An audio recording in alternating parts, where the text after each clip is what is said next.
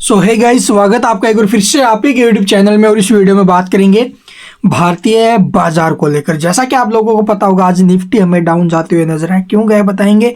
Sensex में भी दबाव था, निफ्टी बैंक में भी आप लोग देखोगे हल्की फुल्की गिरावट, और वहीं आईटी इंडेक्स में तेजी। ठीक है, एस&पी जो ये स्मॉल कैप इंडेक्स है, ठीक है, इसके अंदर भी हमें अच्छा खासा मूव देखने को मिला, और मिड कैप इंडेक्स भी हमें ठीक ठाक दिखाई दिया, जिसकी वजह से ठीक है जो बहुत से लोगों का पोर्टफोलियो उसके अंदर पीएसयूज भी ज़्यादा रहते हैं स्टॉक्स, और पीएसयू के साथ साथ जो स्मॉल कैप मिड कैप है उसके अंदर ज़्यादातर एंट्री रहती है। तो उन शेयरों की वजह से आज जो पोर्टफोलियो थोड़ा सा बूस्ट में रहा है भाई। हालांकि निफ्टी के अंदर जो गिरावट बनी है उसके पीछे सिर्फ और सिर्फ एक ही सेक्टर का सबसे बड़ा हाथ है, और वह एफएमसीजी। ठीक है, एफएमसीजी सेक्टर आप लोग टाटा कंज्यूमर, ठीक है, गोदरेज कंज्यूमर हो गया, जो HUL है, तो और भी बहुत सारे स्टॉक्स हैं जिसके ऊपर हमें आज प्रेशर दिखाई दिया भाई।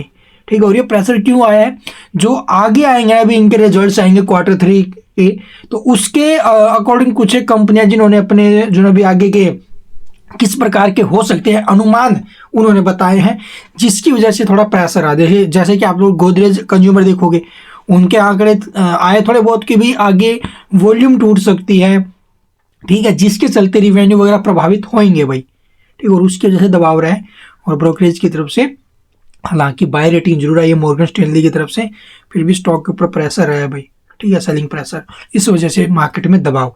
तो आगे अब आप लोग देखोगे 12 तारीख को जो डाटा आएगा वो मार्केट को एक अच्छा बूस्ट दे सकता है, या तो ऊपर की तरफ या फिर नीचे की तरफ, या तो नीचे की तरफ खेल सकता है मार्केट को, या फिर ऊपर की तरफ। क्या होगा वो बताएंगे। चलिए भी सबसे पहले देख लेते हैं डाटा आखिरकार कैसा है FIDI का, और चार्ट वगैरह देखेंगे। तो चलो सबसे पहले देख लेते हैं जो डाटा है वो। तो आप लोगों ने देखा होगा प्रीवियस ट्रेडिंग सेशन के दौरान जब RBI की मॉनेटरी पॉलिसी की अपडेट आनी शुक्रवार के दिन, उस दिन 1800 करोड़ के आसपास बिकवाली हुई थी FII की तरफ से। अब आप लोग देखोगे खरीदारी की गई है ब्याज फिर 724 करोड़ की, यानी कि दिसंबर मंथ में फिर से खरीदारी के माहौल ये बनाते हुए नजर आ रहे हैं। और मैं आपको फिर बोल देता हूं भाई, अब जो भी PSU स्टॉक्स है अच्छी क्वालिटी के शेयर हैं, जो वैल्यूएशन के हिसाब से आपको ठीक लग रहे हैं, अट्रैक्टिव लग रहे हैं, और उनमें अच्छी खासी गिरावट है, वो बजट से पहले एक अच्छा मौका दे रहे हैं भाई। ठीक है, या फिर ये जो रिजल्ट्स आएंगे इस रिजल्ट्स के दौरान आप लोग उनके अंदर एक अच्छी एंट्री बना सकते हो। तो ये आपके ऊपर डिपेंड करेगा भाई। तो रिजल्ट और बजट्स ये दोनों एक अच्छा बूस्ट दे सकते हैं उन स्टॉक्स में जिनमें अच्छी खासी गिरावट है। तो यहाँ पर आज फिर डाटा पॉजिटिव है, जो कि अच्छी बात है। DI ने फिर यहाँ पे करीब 1648 करोड़ के आसपास का माल बेचा भी है। तो चलिए भाई अब देख लेते हैं, डाटा तो पॉजिटिव है, अब जो ग्लोबल मार्केट्स है वहाँ से कैसे संकेत है। जैसा कि यहाँ पर आप लोग देखोगे यूरोपियन मार्केट्स की बात करें तो IBEX और आप लोग देखोगे डेक्स में गिरावट है हल्की फुल्की। हालांकि जो FTSE है इसमें तेजी है, ठीक है, CSE में तेजी है, StoxX 50 में हल्की सी तेजी है। तो कुल मिलाकर देखा जाए तो फ्लैट संकेत है भाई। ठीक है, और वहीं अगर बात की जाए फ्यूचर, डाउ future, Nasdaq future, S&P 500 future, तो डाउ फ्यूचर हल्का सा तेजी में है। वहीं आप लोग देखोगे S&P फ्यूचर्स ये डाउन है, और नेस्डैक फ्यूचर्स में भी गिरावट है हल्की फुल्की। और क्रूड ऑयल के दाम हमें 1% के ऊपर में इंक्रीज होते हुए नजर आए हैं, ये एक नेगेटिव संकेत आ रहे हैं भाई। ठीक है, तो चलिए डाटा तो कुछ खास नहीं है, ठीक ही है।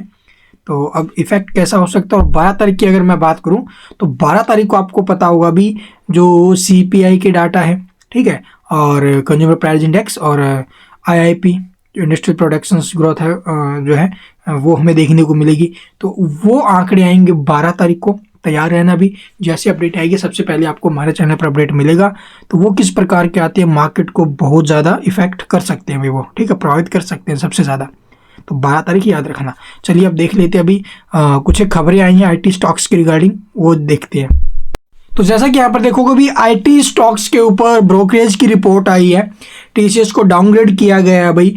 जो HSBC है इनकी रिपोर्ट आई है, टारगेट्स इंक्रीज भी किए हैं, घटाए भी हैं, विप्रो, इन्फोसिस, इन सब के ऊपर। तो आप लोग एक और वीडियो को पॉज करके देख भी लेना भाई। तो IT सेक्टर भी एक अच्छी मजबूती डालता है भी, आपको पता भी होगा मार्केट के अंदर। तो यहाँ से आप लोग इन्फोसिस की बात करें तो बाय रेटिंग के साथ इनकी जो अभी कवरेज हुई है, और होल्ड के भी जिनके पास है वो होल्ड कर सकता है, और जो पीछे इनकी रेटिंग थी होल्ड की थी, अब जो है वो यहाँ से खरीदारी कर सकता है अभी। और इनके जो टारगेट्स हैं वो 1795 से 2125 कर दिए गए हैं भाई। तो ये एक पॉजिटिव संकेत है जो कि आप लोगों के सामने। और यहाँ पर देखोगे माफिज में भी आपको टारगेट्स देखने को मिलेंगे 2900 से 3600 और रेटिंग दी है बाय की, ठीक है। इसके अलावा विप्रो की अगर बात करें तो विप्रो के अंदर भी आप लोग देखो टारगेट्स जो अभी हाइक किए गए हैं, बढ़ाए गए हैं जो पहले टारगेट्स थे उसके मुकाबले, ठीक है। यहाँ पर आप लोग देख सकते हो 119 रुपये पर शेयर पहले इसके टारगेट्स थे, वहाँ से 263 रुपये इसके टारगेट किए गए हैं।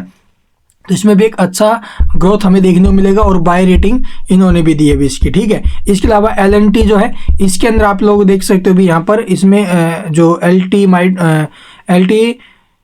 माइंट्री है, इसके जो ब्रोकरेज है इनकी तरफ से कैसी रेटिंग्स आई है, होल्ड की पहले थी और अब इन्होंने बाय की रेटिंग दी और 6000 के टारगेट से इंक्रीज करके 6960 रुपये के टारगेट्स दिए हैं, ठीक है। तो ये बड़े टारगेट्स दिए जा रहे हैं। टेक महिंद्रा को भी बाय रेटिंग मिला है भाई। और यहाँ से जो टारगेट्स है वो आप लोग देखोगे भी hold from its earlier rating for buy, यानी इसकी जो भी बाय की जगह होल्ड रेटिंग दी है, ठीक है। टारगेट्स हल्के से डाउन किए गए हैं भी इन्होंने, जो कि 1600 से 1510 किए इन्होंने, ठीक है। महिंद्रा टेक के अंदर यहाँ पर टारगेट कम किए भी। टाटा जो कंसल्टेंसी है इनको डाउनग्रेड किया भी इन्होंने और जो टारगेट्स है वो काफ़ी हद तक नीचे जाने की संभावना है, ठीक है। इनके हिसाब से आप लोग देख लेना वीडियो को पॉज करके। तो कोफोर्ज के भी आंकड़े आए यहाँ पर डाउनग्रेड किया गया इनकी तरफ से और ये टोटल आंकड़े भी। तो चलिए अब देख लेते हैं अभी चार्ट।